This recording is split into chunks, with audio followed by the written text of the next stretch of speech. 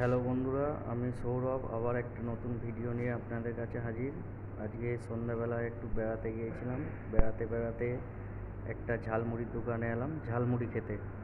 ঝালমুড়ি খেতে দেখছি অনেক রকম সুন্দরভাবে ঝালমুড়ির ডেস্কটা সাজানো। এখানে চানাচুর রয়েছে, বিভিন্ন আরও কিছু জিনিসপত্র রয়েছে এখানে সাজানো। বাদাম আছে। ঝালমুড়িওয়ালাকে বললাম ঝালমুড়ি মাখতে, তাই ঝালমুড়ি মাখতে শুরু করে দিয়েছে। দেখুন কীভাবে ঝালমুড়ি বানাচ্ছে, পেঁয়াজ, শসা আরও অনেক কিছু দিচ্ছে ওই ঝালমুড়ির মধ্যে।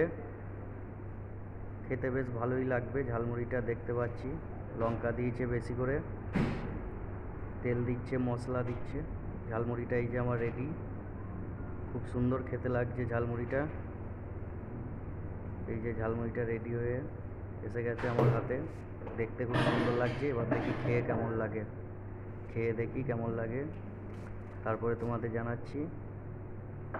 খুব সুন্দর খেতে, ঝালমুড়িটা খুব সুন্দর বানিয়েছে। ঝালমুড়ি খাওয়ার পরই এক কাপ চা, তাই চায়ের দোকানে চলে এসেছি চা খেতে।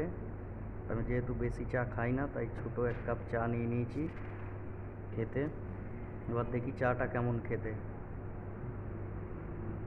না, দারুণ খেতে, চাটাও খুব সুন্দর খেতে। খুব সুন্দর চায়ের দোকানে এসেছি, খুব সুন্দর চাটা খেতে লাগলো। চাটা খুবই সুন্দর খেতে, খুব সুন্দর বানিয়েছে চাটা। ঠিক আছে, আজকে বাই বাই, পরে আবার দেখা হবে।